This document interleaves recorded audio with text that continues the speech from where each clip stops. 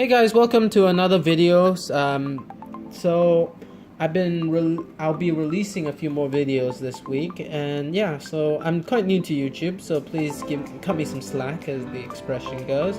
So I love Yu-Gi-Oh, but my favorite special summoning technique has to be fusion summoning. And then of course, when I started playing Yu-Gi-Oh, I was like scouring through the web. Okay, what Yu-Gi-Oh deck uses fusions and is really good.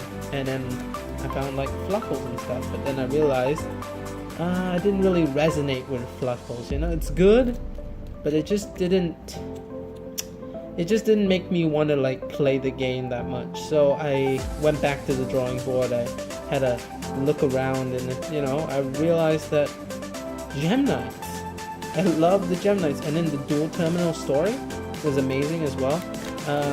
You can have a look of that online as well. Just, you know, it's just nice. Anyway, so first we'll start with the monsters. This is a deck profile of my Gem Knight deck. It's not meant for competitive play. It's meant for, you know, just for fun, and it's not been thoroughly play tested or anything for that matter, so please cut me some slack if it's not that good. You can modify it, change it on Dev Pro, whatever you need to do. So first, the monsters. I run 3 Lapis. Lapis is a normal monster. You can see it there. Not Gem Knights run a lot of normal monsters because they help you get to the others. Lapis, very important for Lapis Lazuli. Of course, the other part of Lapis Lazuli. Lazuli is an effect monster, lets you bring back a normal monster once it's sent to the graveyard as well. It's really good. So after that we have Crystal Rose. I run 2 Crystal Roses. Good for defensive play when it comes back, but better for copying the name of something and then changing into it.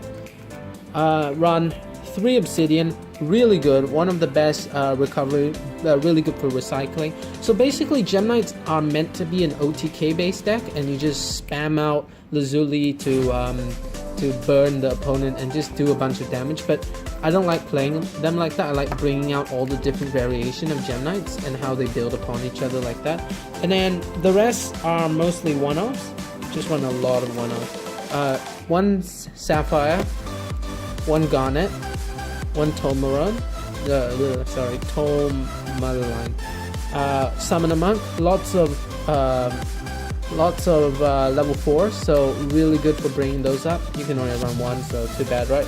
1 Sarconux, 1 Eyelight, 1 Emerald, good for recycling, 1 Amber. They also run a lot of Gemini monsters, but I realize you never actually get to use the Gemini effect of those monsters, so it's not that good. And 1 Armadillo Stratos. I really want to get a second one when I can. It looks so good in Secret Rare. When I get a second one, I will put that in the deck and change it out for something. So you're supposed to not run that many different variation of Gem Knights, but this deck is more for like just try to play a bit of everything. So next we have the spells. So the main spell that makes everything work, Gem Knight Fusion. This is so good because you can just banish monsters from the graveyard and just recycle it in as many times as you need it, and it's so good. Just the whole thing just recycles itself really well.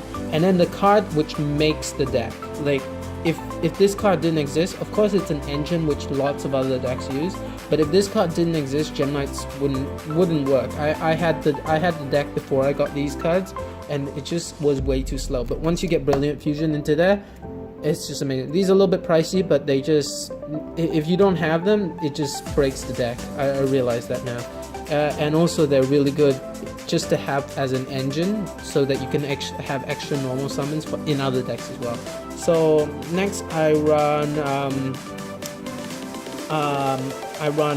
1 MST. Strange, right? 1 Galaxy Cyclone. More strange. 1 Lightning Vortex. I will explain that in a second. So the reason I run MST, backward removal. The reason I run Galaxy Cyclone, same thing. Also, it looks really good. The reason I run it is because I don't have the money for Twin Twister. So this is the budget version, basically, in my opinion. And then Lightning Vortex is the budget version of Raigeki. Way too expensive, that card.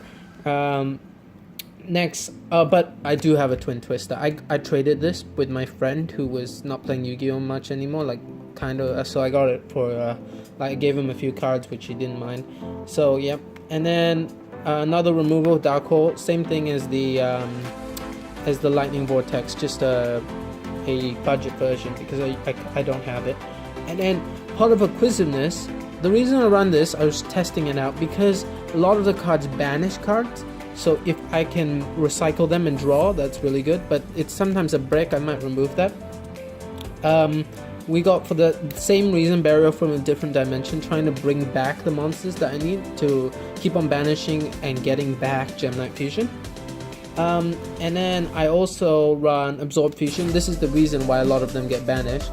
Oh, this is a really nice card. It's your searcher. It also lets you fusion summon, but banishes the monsters instead of put them in the graveyard. And then I run a weird engine. This is why I needed the Acquisitiveness and Burial from a Different Dimension.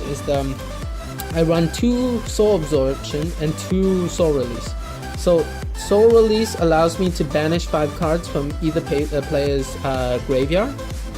That means that it just banishes them, which is really good because if you have Soul Absorption, any card that's banished, you get 500 points for it. So if your opponent banishes, you already get 500. But if you banish as well, if you have 1 Soul Absorption on, and then you activate a Soul Release, you what's 5 times 500? 2,500 health extra life points. And then if you have 2 Soul Absorption, it stacks, so you get 5,000 extra, and all that health is really useful. It's just I try to grind it out so I can summon all my Gem Knights.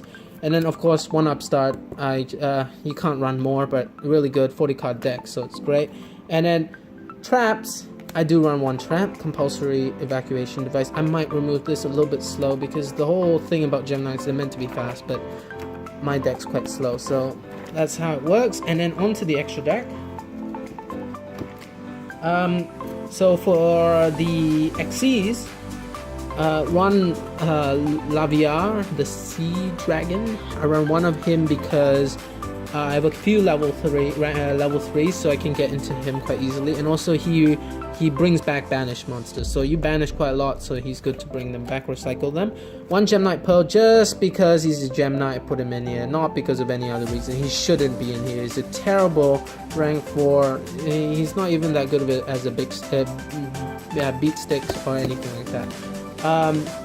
As for the main ones, of course you have to run your Master Diamond, Gem Knight Master Diamond. He looks fantastic, secret rare. Yeah, I just love him, but he's not the best. I mean, he's good to have, and I wish I had more of him. But the star player is Gem Knight Lady Brilliant Diamond. Oh my god, these cards! I wish I had secret rare of this. She just basically lets you fusion summon by tributing, so she can tribute herself. She's a really good target as a Brilliant Fusion target because everyone. The Brilliant Fusion engine, you target Seraphinite, but in Gem Knights you don't target Seraphinite, you target her. You bring her out, you tribute another monster, you bring out Seraphinite, or you bring out Master Diamond, or you bring out something. You bring out Lapis would be really good, you burn them for all the things. Lapis, we've been talking about this, Lapis, Lady Lapis Lazuli. She is really good for burn damage. Every special summon monster on the field, if you remove 1 card from your deck, every special summon card on the field burns your opponent for 500. So that includes theirs, that includes this card, and if you can recycle her with Master Diamond, so he can take her ability when she's in the graveyard, you just dealt double the amount of damage. So if you have like 5 special summon monsters, that's 5,000 damage in like one move kind of thing. Now everything else I run 1 of because I told you I like to have variation in the deck. So our big hitter, no effect, but he's got 2900 attack. Really good Zirconia. one Amethyst, really good as well. They're all good for their own special reasons, but you'd never, you know, you'd bring them out for different reasons. Like for example, Seraphonite, if you have too many monsters, you bring out Seraphonite using Brilliant Fusion and you can summon more and then you can Xyz. I'm thinking of running more Xyz, but yeah. Ruby, good for tributes one of the monsters, gains the attack and can piercing as well, really good. Topaz, attack twice. Card destruction. Just attacking and preventing from card activation. Bouncing. And yeah, another bouncing. So they all have their own effects, and Master Diamond can copy those effects by banishing them from the graveyard. So that was my Gemini deck, my favorite deck, which I really hope we get some support in the after Link Summoning comes out. So yeah, soon get some Link monsters in there, make them viable. So that was my deck. This is viable after the post 31st March ban list, and I hope you take inspiration and make your own deck which you can enjoy. Love these Neon Cats. Thank you for watching and have a nice day.